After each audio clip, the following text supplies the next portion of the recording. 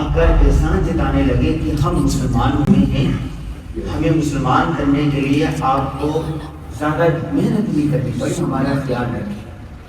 اس پر قرآن پاک کی یہ نازل ہوئی کہ اللہ کا تم پر بڑا احسان ہے کہ اللہ نے تمہیں مسلمان ہونے کی توفیق عطا فرمائی۔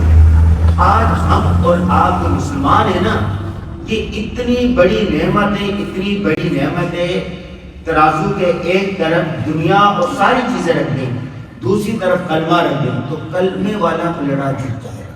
تو آپ کے پاس اور ہمارے پاس جو کلمے کی دولت ہے، یہ بہت بڑی دولت ہے، اس پر کہیں الحمدللہ۔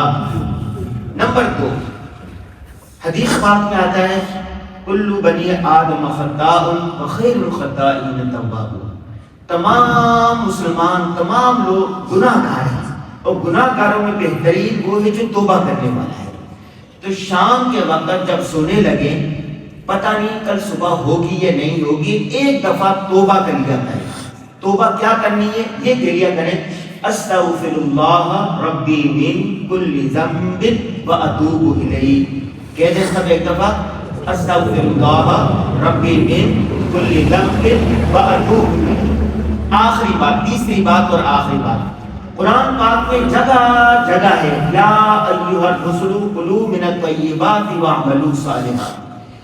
رزق حلال کھاؤ، نیک عمل کی توفیق ہوگی۔ رزق حلال کھاؤ، نیک عمل کی توفیق ہوگی۔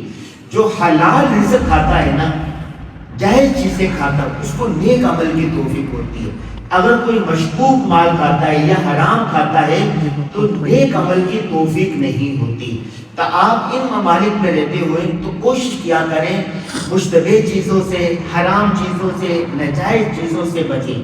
جو حرام لقمہ کھاتا ہے نا تو وہ خون بنتا ہے اور خون کئی نسلوں تک جاتا ہے۔ تو کوشش کیا کریں کہ حلال چیزیں کھائیں، حرام اور مشتبہ چیزوں سے بچا کریں۔ یہ 3 باتیں ہوگی۔ نمبر 1 کیا ہوئی؟ مسلمان ہونے پر شکر ادا کریں، الحمدللہ کہیں۔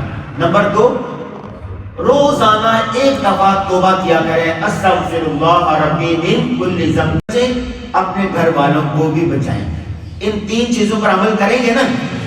اللہم صلی علی محمد النبی الامی وعلی آلہ۔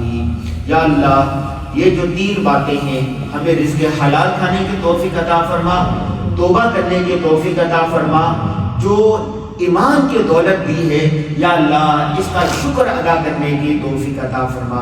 یا اللہ ہم میں سے جس کے بھی کوئی پیارے وفات پا چکے ان کی مغفرت فرما، جو بیمار ہیں ان کو شفا عطا فرما، ان سب کے بچوں کو نیک صالح بنا، ان اسلامی مراکز کو آباد و شاد رکھ۔ صلی اللہ تعالی علی خیر خلقہ محمد وعلی آلہ وصحبہ اجمعین برحمتک یا رب۔